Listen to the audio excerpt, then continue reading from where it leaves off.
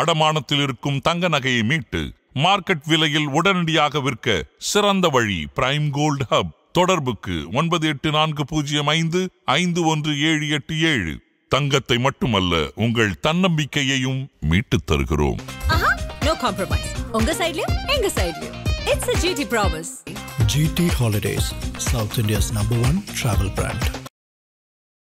எனக்கு 1500 நாவல்கள் 2000 சிறுகதைகள் அப்படிங்கிற ஒரு இலக்கு எனக்கு பெரிய பிரமிப்பாக இருக்குப்போ. ஏன்னா இந்த டைட்டில் எழுத கூட ரொம்ப டயர்டாயிருவாங்க. தீபாவளி காலத்தில் டெய்லர் துணி தைப்பாங்கல்ல, அது மாதிரி வாழ்க்கை ஃபுல்லாக ஏங்கிட்டு இருந்துருக்கு. ஆமாம்மா. ஏன்னா எனக்கு அவங்க கொடுக்கல என்னுடைய அந்த நேரத்தை பதிப்பாளர்கள் எல்லாம் வீட்டுக்கு வந்துடுவாங்க. காலையில் ப்ளூ மவுண்டன் ட்ரெயினில் இறங்கி நேராக வீட்டுக்கு தான் வருவாங்க. காலையில் ஒரு 2-3 பேர் 3 பேர் 4 பேர் உட்காந்துக்குவாங்க. சார், இந்த வருஷம் பூரா எங்களுக்கு ஷெட்யூல் போட்டு கொடுங்க. நான் சின்ன வயசில் உங்களை பற்றி கேள்விப்படும் போது என்ன சொல்லுவாங்கன்னா, போலீஸ் கேசஸில் ஏதாவது ஒரு ஹூக் கிடைக்கலன்னா அவங்க உங்ககிட்ட கேட்பாங்கன்னு சொல்லுவாங்க. அதுவும் நடந்திருக்கு. ஆமாம், அதுவும் நடந்திருக்கு. அதான் அது எப்படின்னா, நான் ஓரளவுக்கு பிரபலமான பிறகு என்னுடைய பெயர் எல்லா பக்கமும் பரவி கிரைம் கதை பன்னன் அப்படிங்கிற ஒரு முத்திரை வேற 20 பேர்ல எவன் தெரிய மாட்டேங்குது. எவனை கேட்டாலும் குழப்பமான ஒரு ஸ்டேட்மெண்ட்டாக இருக்கு. இவன் எவன் குற்றவாளின்னு சொன்னீங்கன்னா சப் இன்ஸ்பெக்டராக இருக்க எனக்கு இன்ஸ்பெக்டராக ப்ரொமோஷன். இப்போ இலக்கியத்தில் இருக்கவங்களுக்கு சினிமா கொஞ்சம் அப்படின்ட்டு ஒரு மாதிரி பேசுகிறாங்க. ஆனால் நம்ம சுஜாதா பார்த்தா ஐகானிக்காக இருந்திருக்காரு, சங்கர் அவர்கள் படத்துலலாம். உங்களுடைய கவனிப்பில் எழுத்தாளர்களுடைய பங்களிப்பு திரையுலகத்தில் எப்படி சார் இருக்கு? அப்போ எல்லாரும் சொன்னாங்க, சுஜாதா இல்லாமல் சங்கர்னால முடியலங்கிறது எல்லாம் சொன்னாங்க. அது ஓரளவுக்கு உண்மைதான். ஏன்னா ஒரு டைரக்டர் ஒரு ரைட்டரை கூட வச்சுக்கிட்டு நல்லது. அதாவது என்னை பொறுத்த வரைக்கும் அறிவழகன் என்னை கூட வச்சுட்டு பண்ணார். குற்றம் 23ங்கிற கதையை பண்ணார். இந்த பேட்டி மூலிமா நான் சொல்கிறேன், புது இயக்குநர்கள் வாங்க. ஓகே, நான் ஐஎம் நாட் மணி மைண்டட். நான் கோடிக்கணக்கில் லட்சக்கணக்கெல்லாம் நம்ம பேரம் பேச போகுது. நல்ல படங்களை எடுத்துகிட்டு எனக்கு உண்டானதை கொடுங்க. நீங்கள் அதை கொடுத்துங்க, நல்ல படங்களை எடுங்க, நீங்களும் நல்லா இருங்க, பார்க்குறவங்க நல்லா இருக்கணும். எங்கிட்ட நல்ல கதைகள் கொட்டி கிடக்கு. Welcome to Aadhan cinema. இன்றைக்கி நம்மளோட ஒரு முக்கியமான கெஸ்ட் இணைஞ்சிருக்காரு. அதாவது லிட்ரேச்சரில் பார்த்தீங்கன்னா, நம்ம படிக்கும் போதே கிட்டத்தட்ட ஒரு திரைப்படம் பார்க்குற மாதிரியான ஒரு அனுபவத்தை கொடுத்த எழுத்தாளர் ராஜேஷ்குமார் நம்மளோட இருக்காரு. சார் வணக்கம். சார் வணக்கம் சார். முதல்ல உங்களுடைய 1500 நாவல்ஸ் கிட்டத்தட்ட அது அப்ராக்சிமேட்டாக தான் சொல்கிறாங்க. அது இல்லாமல் 2000 ஷார்ட் ஸ்டோரிஸ், ஒரு பெரிய அச்சீவ்மெண்ட் தானே சார் இது. நம்ம ஒரு என்ன ஜானர் எழுதுகிறோம் அப்படிங்கிறதெல்லாம் தாண்டி இத்தனை நாளாக ஒரு இலக்கியத்தில் ஒரு எழுத்து மூலயமா இயங்கிட்டு இருக்கிறது முதல்ல ஒரு எவ்வளோ நிறைவாக சார் உணர்றீங்க இப்போது இந்த டைமில்? இல்லை, இது எனக்கு 1500 நாவல்கள் 2000 சிறுகதைகள் அப்படிங்கிற ஒரு இலக்கு எனக்கு பெரிய பிரமிப்பாக இருக்குப்போ. ஏன்னா இந்த டைட்டில் எழுத கூட ரொம்ப டயர்டாயிருவாங்க எல்லாரும். அப்பேற்பட்ட ஒரு காலகட்டம் இது. ஆனால் நான் எழுத வந்த காலகட்டத்தில் நிறைய பத்திரிகைகள் இருந்தது. வேறு எந்த பொழுதுபோக்கு சாதனமும் கிடையாது. No TV, no cellphone, only cinema இருந்தது. அப்போது அதுக்கு அடுத்தது பத்திரிகைகள் இருந்தது. அந்த பத்திரிகைகள் மத்தியில் மாத நாவல்கள் என்கிற ஒரு புது ஒரு வடிவம் வந்தது. அந்த இது அப்போது அவங்களுக்கு வீட்டில் இருக்க பெண்களுக்கும் சரி, இப்போ இருக்க சீரியல்கள் எல்லாம் அப்போ கிடையாது. அதனால் பெண்களுக்கு இருக்கக்கூடிய ஒரே ஒரு பொழுதுபோக்கு அது. அதே ஆண்களுக்கும் பார்த்திங்கன்னா, ஆஃபீஸ் போகிறவங்களுக்கும், ட்ராவல் பண்ணுறவங்களுக்கும், சென்னையிலேருந்து கோவை போகிறவங்களுக்கு, மற்ற ஊர்களுக்கு போகிறவங்களுக்கு எல்லாமே ஒரு வரப்பிரசாதமாக இருந்தது மாத நாவல்கள். அப்போ அந்த அதை தவிர வேறு வழி கிடையாது. ஒரு 2 மணி நேரம் பயணம் பண்ணணும்னா, பொழுதுபோக்கணும்னா புக்கு வாங்கித்தான் தீரணும். அப்பேற்பட்ட காலகட்டத்தில் நான் எழுத வந்தேன். எழுத வந்தப்போ எனக்கு மிகப்பெரிய வரவேற்பு கிடைத்தது. முதல் நாவல் 1980 எழுதினேன். அதாவது வாடகைக்கு ஒரு உயிர் அப்படிங்கிற மாலைமதியில். அது சயின்ஸ் கலந்த ஒரு கிரைம் த்ரில்லர். அது அந்த காலகட்டத்தில் ஒரு சயின்ஸ் கலந்த ஒரு கிரைம் த்ரில்லர் எல்லாருக்கும் ஒரு புதுசாக இருந்தது. அதனால் அந்த கதையை எல்லாருமே விரும்பினாங்க. பெரிய அளவு பாராட்டு கிடைச்சது. அதனால் என்ன ஆச்சுன்னா, கல்கண்டு பத்திரிகைக்கு ஆசிரியராக இந்த தமிழ்வாணன் அவர்கள் மறைவுக்கு பிறகு அந்த இடத்துல அவரை யாரை எழுத வைக்கலாம் தொடர்கதை அப்படின்னு ஒரு ஆலோசனை நடந்தப்போ, எஸ்ஏபி சார், குமுதம் பத்திரிகையின் ஆசிரியர் ராஜேஷ்குமார் தான் அதுக்கு பொருத்தமானவர்னு சொல்லி என்னை தமிழ்வாணன் இந்த இடத்துல கொண்டு போய் உட்கார வச்சார். நான் கல்கண்டில் எழுதின முதல் தொடர்கதை 7வது டெஸ்ட் டியூப். அதாவது வழக்கமான கிரைம் கதைகளிலிருந்து மாறுபட்ட ஒரு கிரைம் கதைகள். அதில் ஒரு சயின்ஸ் கலக்கணும். யாரும் எதிர்பாராத ஒரு ட்விஸ்ட், டெயில் ட்விஸ்ட் அம்மாங்க. யாரும் எதிர்பார்க்காத படித்த உடனே அட அப்படிங்கிற ஒரு பிரமிப்பு நாம் வரணுங்கிறத நான் முதல்ல புரிஞ்சுக்கிட்டேன். ஒரு வாசகனை வந்து பிரமிக்க வச்சா நம்ம வெற்றி அடைவோங்கிற ஒரு ஃபார்முலா எனக்கு கிடைச்சது. அதனால் நான் முதல் கதையும் அதே மாதிரி அமைஞ்சது, வாடகைக்கு ஒரு உயிர். ரெண்டாவது கதையும் இதே மாதிரி அமைஞ்சது. இதனால் வந்து என்னுடைய கதை, இந்த 2 கதைகளையும் வந்த ஒரு அதிர்வலைகளில் மற்ற எல்லா மாத பார்த்து என்னை நோக்கி வந்தாங்க. நானும் வந்து அந்த நேரத்தில் நான் பார்த்துட்டு வந்த தொழிலை மறந்துட்டு நான் வந்து ஒரு வாரத்துக்கு ஒரு நாவல், எங்கேயுமே வாரத்துக்கு ஒரு நாவல். காலையில் வந்து சாப்பிட்டுட்டு மார்னிங் பிரேக்ஃபாஸ்ட் சாப்பிட்டு ஒரு 9 o'clock உட்காந்து 1:30 மணிலேருந்து ஒரு 2 மணி வரைக்கும் ஒரு 4 மணி வரைக்கும் 4 மணிலேருந்து 9 மணி வரைக்கும் எழுதிட்டு அப்புறம் சாப்பிட்டுட்டு 1 மணி வரைக்கும் இப்படி இந்த தீபாவளி காலத்தில் டெய்லர் துணி தைப்பாங்கல்ல, அது மாதிரி வாழ்க்கை ஃபுல்லாக ஏங்கிட்டு இருந்துருக்கு. ஆமாம்மா. ஏன்னா எனக்கு வந்து அவங்க கொடுக்கல வந்து என்னுடைய அந்த நேரத்தை பதிப்பாளர்கள் எல்லாம் வீட்டுக்கு வந்துடுவாங்க. காலையில் ப்ளூ மவுண்டன் ட்ரெயினில் இறங்கி நேராக வீட்டுக்கு தான் வருவாங்க. வந்து காலையில் ஒரு 2-3 பேர் 3 பேர் 4 பேர் வந்து உட்காந்துக்குவாங்க. சார், இந்த வருஷம் பூரா எங்களுக்கு ஷெட்யூல் போட்டு கொடுங்க, எந்தெந்த மாதம் எங்களுக்கு நாவல் தர்றீங்க. அப்போ 41 மாத நாவல், ராணிமுத்து மாலைமதியில் இருந்து உங்கள் சத்யா, சுஜாதா, நவரத்தனம், என் குடும்பம், எது மாருதி, அது இதுன்னு சொல்லி 41 மாத நாவல்கள். நீங்கள் முழு நேரமாக எழுதி தானே சார் சம்பாரிச்சிங்க? ஆமாம். இன்னைக்கு அந்த ஸ்பேஸ் கிடையாது தமிழ் ரைட்டர்ஸ்க்கு. அன்னைக்கு அது உங்களுக்கு ரொம்ப சொஃபிஸ்டிகேட்டடாக. ஆமாம். ஏன்னா அன்னைக்கு வந்து அவங்க வந்து எனக்கு தேடி வந்து பணம் கொடுத்தாங்க, நிறைய பணம் கொடுத்தாங்க, அட்வான்ஸாக கொடுத்தாங்க. ஒரு வருஷத்துக்கு தேவையான பணத்தை கொடுத்து நாவல் கேட்டவங்க இருக்காங்க. சார் 6 நாள் ஒன்றா வாங்கிக்கோங்க சார், எங்களுக்கு 6 நாள் வேணும் சார் எங்களுக்கு அப்படின்னு சொல்லி வாங்கக்கூடிய காலகட்டம் வந்தது. அது எழுத்தாளர் பொற்காலம். அது எனக்கு மட்டுமல்ல, அன்றைக்கு இருந்த எல்லா ரைட்டர்ஸுக்குமே வந்து நல்லா எழுதினாங்க. சுஜாதாவும் எழுதினார், மற்ற ரைட்டர்ஸ் எல்லாம் எழுதினாங்க, நான் எல்லாம் போட்டு எழுதினேன். ஆனால் என்னென்னா அந்த கண்டென்ட் வந்து நான் நல்லா கொடுத்தேன். எல்லாருமே சொல்லுவாங்க, நம்ம தயிரில் தண்ணி ஊற்றினா மோரில் தண்ணி ஊற்றினா நீர் ஆகாரம் அப்படின்னு இல்லாமல் நான் தயிராகவே கொடுத்தேன். எல்லாருக்கும் வந்து இந்த கதையை படித்தா அவன் வந்து அசந்து போகணும். அதுக்காக வந்து கொஞ்சம் மெனக்கேட்டேன் நான். எப்படி மெனக்கேட்டேன்னா, யூனிக்காக, அதாவது ஒரு எந்த விஷயத்தை எடுத்தாலும் அது புதுசாக எடுக்கிறது. க்ரைம்னா ஒரு கொலை, விசாரணை, போலீஸு, அப்புறம் ஒருத்தனை பிடிக்கிறது, அப்படி கிடையாது. அதில் ஒரு சயின்ஸு, அந்த க்ரைமில் ஒரு சயின்ஸ் கலந்துருக்கு. அந்த சயின்ஸை வந்து நம்ம எடுத்து சொன்னோன்னா ஈஸியாக அவனுக்கு புரியுது. இந்த சயின்ஸ் வர்றதுக்கு காரணம் வந்து நான் பேசிக்கலி ஒரு சயின்ஸ் டீச்சர். நான் பிஎஸ்சி பாட்டனி படித்தவன், கூட ஆன்சரரி சப்ஜெக்ட் ஜுவாலஜி, கெமிஸ்ட்ரி படித்தேன். அதுக்கப்புறம் பிஎட் படித்தேன். பிஎட்டில் வந்து சைக்காலஜி படித்தேன், சோஷியாலஜி படித்தேன், சில்ட்ரன் சைக்காலஜி. இதெல்லாம் வந்து அது ஒரு பெரிய கோர்ஸு. இந்த பிஎஸ்சி பிஎட்ங்கிற 2 பட்டங்களில் படித்த அந்த படிப்பு அறிவு ஒன்று. ரெண்டாவது, எனக்கு இந்த கதைகள் மூலியமாக கிடைக்கக்கூடிய வாசகர்கள் எல்லாம் வந்து பார்த்திங்கன்னா, சில பேர் டாக்டர்ஸு, சில பேர் லாயர்ஸு, சில பேர் போலீஸ் ஆஃபீஸர்ஸு. எனக்கு கதைகள் வேணும், இல்லை ஏதாவது வேணும்னா நான் போலீஸ் ஆஃபீஸர் அவங்களே சொல்லுவாங்க. இல்லை, அவங்ககிட்ட போய் கேட்பேன், சார் ஏதாவது புதுசாக ஏதாவது கேஸ் வந்திருக்கா சார், ஏதாவது பெக்குலியர் கேஸ் வந்திருக்கா சார், ஏன்னா அவங்க சொல்லுவாங்க, சார் ஒரு பெக்குலியர் கேஸ் சார், இதை நீங்கள் கதை எழுதுங்க சார் சொல்லி எங்கிட்ட சொல்லுவாங்க. சார், எனக்கு ஒரு சந்தேகம். இப்போ நீங்கள் போலீஸ் கிட்ட கேட்குறதா சொன்னீங்க. நான் சின்ன வயசில் வந்து உங்களை பற்றி கேள்விப்படும் போது என்ன சொல்லுவாங்கன்னா, போலீஸ் கேசஸில் ஏதாவது ஒரு ஹூக் கிடைக்கலன்னா அவங்க உங்ககிட்ட வந்து கேட்பாங்கன்னு சொல்லுவாங்க.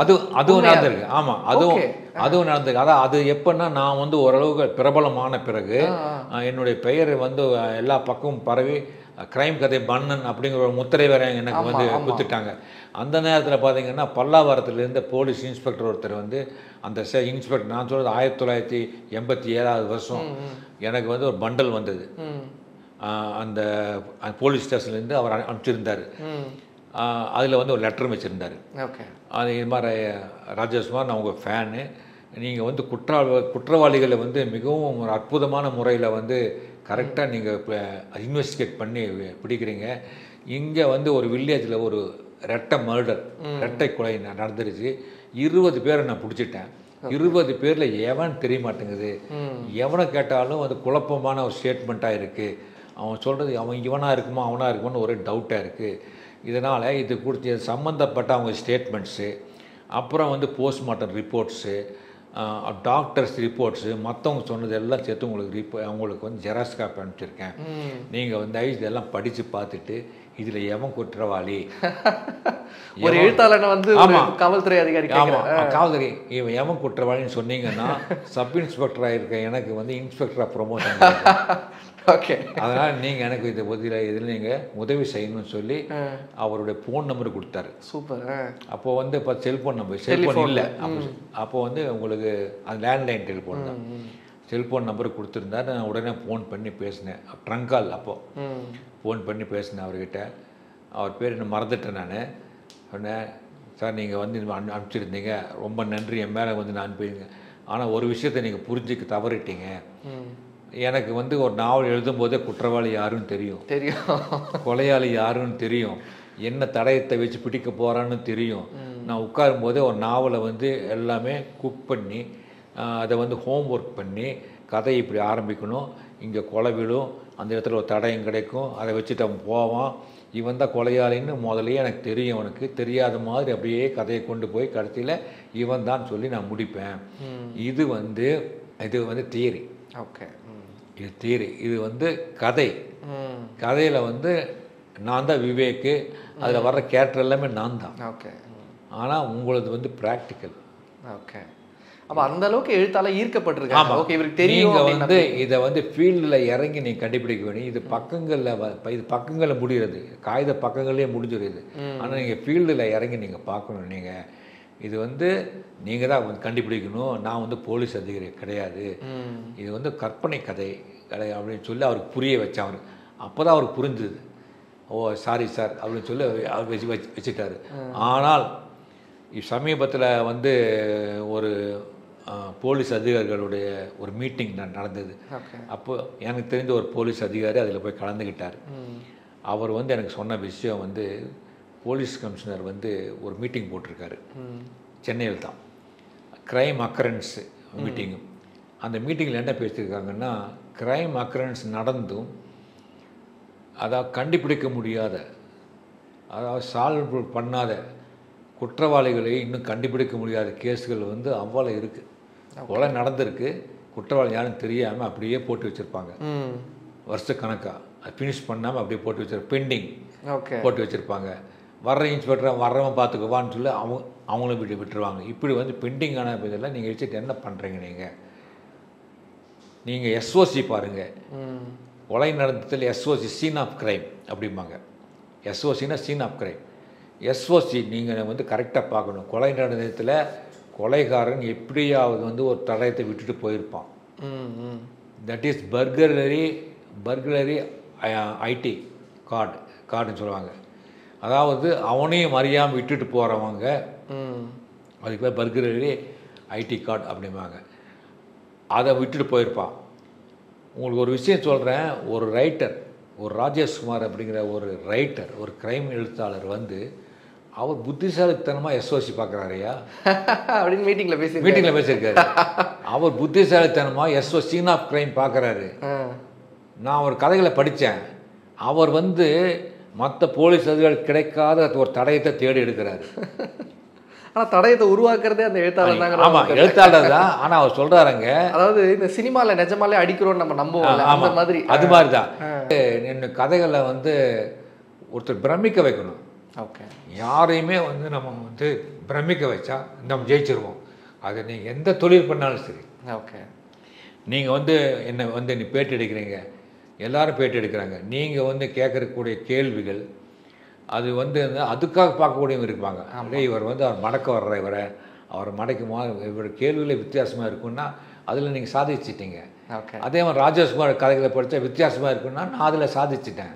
டிஎம்எஸ் நல்லா பாடுறாருன்னா எல்லாத்துக்கும் பாடுறாருன்னா அவர் சாதிக்கிறாரு. இளையராஜா இது மாதிரி தான் எல்லாருமே வந்து அவங்கவுங்க இதில் வந்து ஒரு ஸ்பெஷாலிட்டி இருந்ததுன்னா அவங்க ஜெயிக்கிறாங்க. இதுதான் உண்மை. ஓகே, இப்போ என்னுடைய கேள்வியில் ஒரு வித்தியாசத்தை கொண்டு வர ட்ரை பண்ணுறேன் சார், ஒரு முயற்சி பண்ணுறேன். இப்போது ஆதவன் அவர்கள் 2 நாவல் தான் எழுதுறாரு இலக்கியத்தில், 2 நாவல் எழுதுறாரு, 20 சிறுகதைகளும் நாவல் தான் எழுதுறாரு. அதே சமயம் ராஜேஷ்குமார் அவர்கள் கிட்டத்தட்ட 2000 இணையான நாவல்களும் சிறுகதைகளும் எழுதுறாரு. இப்போ எண்ணிக்கையால் அதிகமாக இருக்கக்கூடிய ஒருத்தரும் எண்ணிக்கையால் கம்மியாக இருக்கக்கூடிய ஒருத்தரும் இவரும் நிற்கிறாரு. இப்போ என்னுடைய கேள்வி என்னன்னா, ஒரு நல்ல படைப்பாளிக்கு எண்ணிக்கை முக்கியமா தரம் முக்கியமா? அதுதான் என் கேள்வி. தரம் தான் முக்கியம். ஓகே. அதாவது அவருக்கு வந்து என்னால வாய்ப்பு கிடைக்கலன்னு ஒன்று இருக்கலாம், இல்லைன்னா அவரால் வந்து அவ்வளோதான் எழுத முடிஞ்சதுன்னு இருக்கலாம். ஓகே. இப்போ எனக்கு வந்து வாய்ப்புகள் நிறைய கிடைச்சது, அதை நான் யூட்டிலைஸ் பண்ணிக்கிட்டேன். ஏன்னா என்னுடைய தொழில் எழுத்துன்னு ஆயிடுச்சு. அவருக்கு ஒருவேளை அந்த தொழில் வந்து வேற இருக்கலாம், இது போதுன்னு அவர் நினைக்கல. ஒவ்வொருத்தருக்கும் ஒவ்வொரு மாதிரி. இப்போ உங்களுக்கு வந்து 5 இட்லி சாப்பிட்டா தான் வயிறு நிறையும், ஆனால் எனக்கு 2 இட்லி சாப்பிட்டா வயிறு நிறைஞ்சுன்னு இருக்கோம்வா, அது மாதிரி தான் இது. எனக்கு இன்னும் நான் ஸ்டில் ஐ எம் ரைட்டிங். நான் இப்போ கூட நான் வந்து பார்த்தா குமுதத்தில் வந்து ஒரு தொடர்கதை எழுதிட்டு இருக்கேன். இந்த தீபாவளியிலேருந்து ஸ்டார்ட் பண்ணுறேன். 1980 நான் வந்து கல்கண்டு தொடர் எழுதினேன். இப்போது 45 வருஷம் கழித்து குமுதத்தில் இந்த ஜெனரேஷனுக்கு நான் கதை எழுதுகிறேன். வேகமாய் வா விவேக் அப்படின்னு டைட்டில் எழுதுகிறேன். இது எப்படி சாத்தியம்? என்னால் வந்து எழுத முடியும்னு அவங்க நம்புகிறாங்க. எனக்கு இந்த வயதிலும் என்னால் நான் ஸ்டில் ஐ எம் ரைட்டிங்கிறது இது வந்து அவங்கவுங்களுடைய இதை பொறுத்து தான் இருக்குது. ஆதவன் வந்து நல்ல ஒரு எழுத்தாளர், அவர் அதை போதும்னு நினச்சிருக்கலாம். இதை விட மிகப்பெரிய ஒரு பிரபல எழுத்தாளர், சாகித்ய அகாடமி வாங்கினவர் ஒரு காலகட்டத்தில் ஒரு மீட்டிங்கில் சொல்கிறாரு, எனக்கு பிளாங்க் ஆகிடுச்சுங்கிறாரு. எனக்கு பேனா பிடித்தா எனக்கு என்ன எழுதணும்னு தோணலைங்கிறாரு. யார் சார்? அது வேண்டாம், அது சொல்ல விரும்பல. ஏன்னா அவர் ஓப்பனாக சொல்லிட்டாரு, இனிமேல் நான் எழுத மாட்டேன், எனக்கு எழுத தோணலை, வரலன்னுட்டார் அவர். ஏன்னா அவளை பிரபலமான எழுத்தாளர், சாகித்ய அகாடமி வாங்கினவர், பத்மஸ்ரீ அவார்டு வாங்கினவர், அவர் மிகப்பெரிய ஒரு ரைட்டரு. பிளாங்குங்கிற வார்த்தையை யூஸ் பண்ணுறாரு. இப்போ நான் சொல்கிறேன், எனக்கு அந்த பிளாங்க் அந்த பொசிஷன் வரல. நான் இன்னும் வந்து நாளைக்கு வந்து வேற ஒரு பத்திரிக்கை வந்து தொடர்கதை கேட்டால் நான் எழுத தயாரிப்பேன். இதே நம்ம G5 வந்து நாளைக்கு வந்து ஒரு புது ஒரு ஸ்டீரியில் வந்து தொடர் நான் பண்ணணும்னு சொன்னால் நான் பண்ணுவேன். நான் அதே சினிமா பீப்புள் வந்து நீங்கள் எங்கள் கூட டிஸ்கஷனில் வந்து உட்காருங்க, நான் வந்து உங்க கூட பேசணும்னு சொன்னேன்னா கண்டிப்பாக நான் வந்து உட்காருவேன். என்ன முடியும், இது வயது வந்து காரணமாக இல்லை, உடம்புக்கு வேணால் வயது ஆகலாம், ஆனால் மனசு இன்னும் அதே 25 தான். Okay, super. ஆக்சுவலி அதுதான் சரி இன்ஸ்பைரிங்காக இருக்குது உங்கள் கூட உட்காந்து பேசுறதுல. ஓகே, நம்ம வந்து எனக்கு சீக்கிரமாக நீங்கள் 50 இயர்ஸ் ஆஃப் ராஜேஷ்குமார் எனக்கு பார்க்கணும், அது ஒரு விழாவாக நடக்கணுங்கிற ஒரு ஆசை எனக்கு ஒன்று இருக்குது. இப்போ நீங்கள் லிட்ரேச்சர்லேருந்து சினிமாவுக்கு வரீங்க. சினிமாவுக்கு வரும்போது இப்போ உங்களுடைய பங்களிப்புங்கிறது ஒன்று, நான் உங்களுடைய அப்சர்வேஷன் என்னவா இருக்குன்னு நான் தெரிஞ்சுக்கணும்னு ஆசைப்படுறேன் சார். இப்போ எழுத்தாளர்கள் திரைக்கதை எழுதுறதுல முக்கிய ஜாம்பவான்களாக முன்னாடி இருந்தது பார்த்தீங்கன்னா சுஜாதா அவர்கள் இருந்தாங்க. இப்போ சமகாலத்தில் மாடர்னாக யார் இருந்துட்டு இருக்காங்க பார்த்தீங்கன்னா ஓரளவுக்கு ஜெயமோகனை நம்மளால சொல்ல முடியுது. இப்போ இவங்களோட ஒர்க்ஸ்லாம் நீங்கள் பார்க்குறீங்களா? நீங்கள் ஏன்னா நிறைய பேர் என்ன சொல்கிறாங்கன்னா, இப்போ இலக்கியத்தில் இருக்கவங்களுக்கு சினிமா கொஞ்சம் அப்படின்ட்டு ஒரு மாதிரி பேசுகிறாங்க. ஆனால் அது நம்ம சுஜாதா பார்த்தா ஐகானிக்காக இருந்திருக்காரு, சங்கர் அவர்கள் படத்துலலாம். உங்களுடைய கவனிப்பில் எழுத்தாளர்களுடைய பங்களிப்பு திரை உலகத்தில் எப்படி சார் இருக்குது? அதாவது என்னை பொறுத்த வரைக்கும் அறிவழகன் வந்து என்னை கூட வச்சு பண்ணார். குற்றம் 23ங்கிற கதையை வந்து பண்ணார். அவர் என்கிட்ட சொன்னது என்னன்னா, சார் உங்கள் நாவலை படித்தேன் சார், எண்ணி 8 நாட்கள் அப்படிங்கிற ஒரு கதை வந்து படித்தேன், என்னை அது இன்ஸ்பயர் பண்ணிது, எனக்கு அந்த கதையை அப்படியே நான் பண்ண போகிறேன் அப்படின்னு சொன்னார். நான் அவர் கூட ட்ராவல் பண்ணேன். 1 மாதம் உட்காந்தோம், அதுக்கான திரைக்கதையெல்லாம் பண்ணி அவர் வந்தார். அந்த படமும் நல்லபடியாக ஓடிச்சு. ஆனால் இன்றைக்கி அதே சுஜாதா வந்து சங்கர் கூட சேர்ந்தார், எல்லா படங்களும் நல்லபடியாக ஓடிச்சு. அதுக்கப்புறம் சங்கர் இல்லாத படங்கள் வந்து ஓரளவு சுமாராக தான் போயிடுச்சு எல்லாமே. அப்போது ஒரு ரைட்டர் இல்லாத படங்கள், சுஜாதா இல்லாத படங்கள்.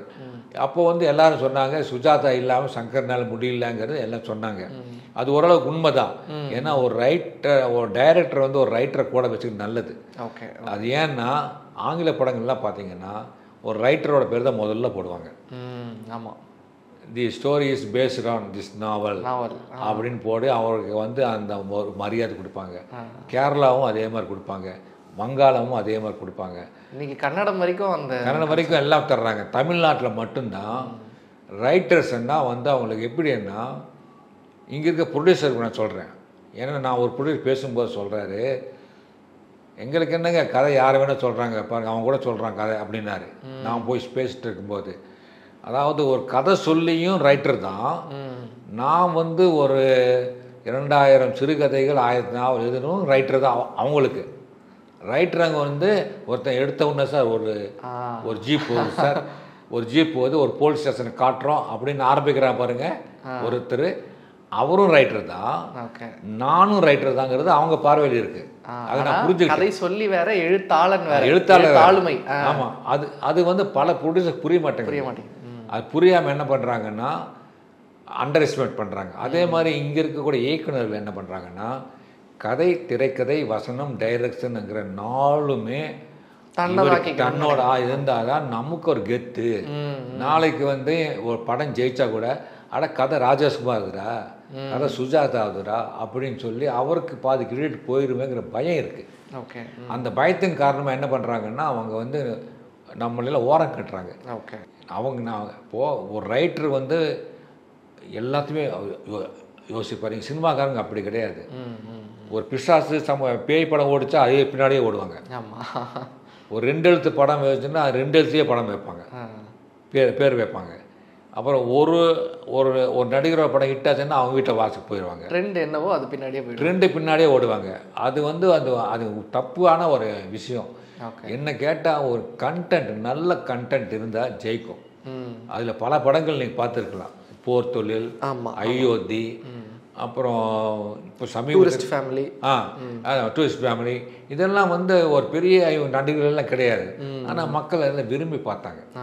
எல்லாம் விரும்பி பார்த்தாங்க. அவங்க நாம் நினச்சிட்டு இருக்கோம் அதாவது ஜனங்கள் வந்து எதை வேணால் பார்ப்பாங்கன்னு. அப்படி இல்லை, நல்ல கதைகள் தான், நல்ல கதை தேடுறாங்க. அவனுக்கு வந்து நல்ல கதைகள் ஏதாவது ஒரு இது பின்னிட்டாண்டா. இப்போ ஒன்றும் கிடையாது. குற்றம் 23 கதையை வந்து நான் படம் பார்த்துட்டு நான் வந்து பார்வையாளரோட போய் உட்காந்து பார்த்தேன். படம் போட்ட பிறகு உட்காந்து போய் பார்த்தேன். இன்டர்வெல்லில் வந்து எழுந்திரிச்சு வந்தோம். ரெஸ்ட் ரூம் போகும்போது 2 பேர் பின்னிட்டான்ல அப்படிங்கிறான். ஓகே, பின்னிட்டாங்கல்ல, இன்டர்வல் பிளாக் எப்படி பார்த்தியா, சூப்பர் இல்லை அப்படிங்கும்போது அது நமக்குள்ள ஒரு வைப்ரேஷன் கிளம்புது. அதுதான் வந்து உண்மை. அவன் வந்து அதுதான் எதிர்பார்க்குறான். வெளியே வந்து இந்த என்னடா படம் இது அப்படின்னா முடிஞ்சது அல்லவா. ஆமாம் ஆமாம். அது இல்லாமல் வந்து நம்ம படம் எடுக்கணும். அது மாதிரி எடுக்கலாம். நிறைய கதைகள் எங்கிட்ட கொட்டி கிடக்கு. 2000 கதைகளில் வந்து எல்லாருமே சொல்கிறது, என்னுடைய ஃபேன்ஸு உங்கள் மாதிரியான இவங்க சேனல்ஸ்காரங்க எல்லாமே வந்து சொல்கிறது, ராஜேஷ்குமார்கிட்ட ஏன் போக மாட்டாங்கிறாங்க. நிறைய பேர் ஃபேஸ்புக்கில் என்னுடைய ஃபாலோவர்ஸ் வந்து 1,05,000 பேர் இருக்காங்க. அது நான் ஒரு ஏதாவது ஒரு பதிவு போட்டால் அது வந்து ஒரு 5000 லைக்ஸ் விழுகும், ஒரு 1000 ஷேர் போகும் எனக்கு. அதில் நிறைய பேர் சொல்கிற ஒரே வார்த்தை, இந்த சினிமா உலகம் உங்களை மிஸ் பண்ணுது. ஓகே, இந்த சினிமா உலகம் உங்களை மிஸ் பண்ணுது. நீங்கள் ஒரு கதை இல்லை, இப்போ இதே எடுத்துக்கோங்க, இந்த கதையை ரேகை கதை எடுத்துக்கோங்க. அவங்க உலகை விலை கேளுங்கிற ஒரு புத்தகத்தை படித்து அதில் இருக்கக்கூடிய இந்த கோர், அந்த கண்டென்ட்டை மாத்திரம் எடுத்து பண்ணியிருக்காங்க. ஓகே, இது பண்ணியிருக்காங்க. அது எவ்வளோ பலம் வாய்ந்திருக்கு பாருங்க. அது கரெக்ட். அப்போது எங்கள் தப்பு யார் மேலே? எங்கள் மேலே கிடையாது. ரைட்டர்ஸ் எல்லாருமே தெளிவாக இருக்காங்க. ஆனால் இவங்க ப்ரொடியூசர்ஸ் வந்து அப்படி இல்லை. அவங்க சினிமா ஹீரோஸுக்கு தான் அவங்க வந்து மதிப்பு தர்றாங்க. ரெண்டாவது டைரக்டர்கள், ஹீரோ, அந்த ப்ரொடியூசர் 3 பேர் சேர்ந்து பண்ணுறாங்க. இப்போது அப்படிலாம் பார்த்தீங்கன்னா பிரபல பட நிறுவனங்கள் பலதெல்லாம் காணாமல் போயிடுச்சு. ஓகே, ஆமாம். யாருமே வந்து பெரிய அளவு லாபம் சம்பாதிச்சது யாருன்னா ஹீரோஸ் மட்டும்தான். அந்த பட நிறுவனமும் போயிடுறாரு, டைரக்டரும் ஒரு காலகட்டத்தில் காணாமல் போயிடுறாரு. ஓகே, ஹீரோஸ் மட்டும்தான் நிற்கிறாங்க. என்ன கேட்டால் எல்லோரும் நல்லா இருக்குன்னு நினச்சிங்கன்னா நல்ல படங்களை எடுங்க. நான் இன்றைக்கி இந்த பேட்டி மூலிமா நான் சொல்கிறேன், புது இயக்குநர்கள் வாங்க. ஓகே, புது இயக்குனர் எங்கிட்ட வாங்க. நான் I am not money minded. நான் வந்து கோடிக்கணக்கில் லட்சக்கணக்கெல்லாம் நம்ம பேரம் பேச போகுது. நல்ல படங்களை எடுத்துகிட்டு எனக்கு உண்டானதை கொடுங்க. நீங்கள் அவ்வளோதான் நான் கேட்குறது, அவ்வளோதான். அதை கொடுத்துங்க, நல்ல படங்களை எடுங்க, நீங்களும் நல்லா இருங்க, பார்க்குறவங்க நல்லா இருக்கணும். எங்கிட்ட நல்ல கதைகள் கொட்டி கிடக்கு. ஓகே, அந்த எண்ணிக்கை கேட்கும் போதே ஒரு இன்ஸ்பைரிங்காக, ஓகே அவ்வளோ. இப்போது இதுலேருந்து எனக்கு ஒரு யங்ஸ்டராக நான் எடுத்துக்கிறது என்னென்னா, அவ்வளோ நாள் வரைக்கும் நம்ம ஓடணுங்கிறது மட்டும்தான். அந்த வயசில் நம்ம அதை எழுதணும். இப்போ நீங்கள் சொல்லிங்களா, இப்போ என்னால் ஒரு கதை எழுதிட முடியுங்கிறது, அந்த ஒரு பாக்கியம் வந்து நம்மளுக்கு அந்த க்ரியேட்டிவாக மைண்டை வச்சுக்கிட்டே இருக்கிறது இருக்குல்ல, அது கிடச்சிட்டாலே அது ஒரு பெரிய திருப்தின்னு நினைக்கிறேன். ஒரு அது நான் எல்லாருக்குமே சொல்லுவேன். நான் வந்து எந்த துறையாக இருந்தாலும் சரி, அந்த துறையில் வந்து உச்சத்தை தொடலாம், ஒன்றும் தப்பு. ஆனால் என்ன வந்து ஒரு மெனக்கடணும், வந்து ஒரு இன்வால்மெண்ட்டு, ஒரு ஹார்டு ஒர்க்கு, சின்சியாரிட்டி, எல்லாத்துக்கும் மேலே நல்ல பழக்க வழக்கங்கள். என்னை கேட்டால் உங்கள் மாதிரி இளைஞர்களுக்கெல்லாம் நான் சொல்லுவேன் அடிக்கடி, தயவுசெய்து 2 பழக்கங்களை விட்டுருங்க. மது பழக்கம், புகைப்பழக்கம். ஓகே. நீங்கள் வந்து 100 வயசு வரைக்கும் இருப்பீங்க. நல்லா எந்த தொழில் பண்ணாலும் நல்லா இருப்பீங்க நீங்கள். அந்த 2ம் தான் உடம்பை கெடுக்கக்கூடிய 2 பழக்கங்கள். அதை வந்து இந்த சேனல் மூலிமா நான் சொல்ல விரும்புகிறது, அதை விட்டீங்கன்னா நீங்கள் உங்கள் தொழிலில் மேன்மைக்கு வரலாம். சூப்பர் சார், ரொம்ப சந்தோஷம் சார் உங்களுக்கு பேசுனதில். இப்படியே கீப் இன்ஸ்பைரிங் அஸ், ஓடிக்கிட்டே இருங்க, எழுதிக்கிட்டே இருங்க, கிரியேட்டிவ் ப்ராசஸில் இருந்துகிட்டே இருங்க. Thank you so much sir. வணக்கம்.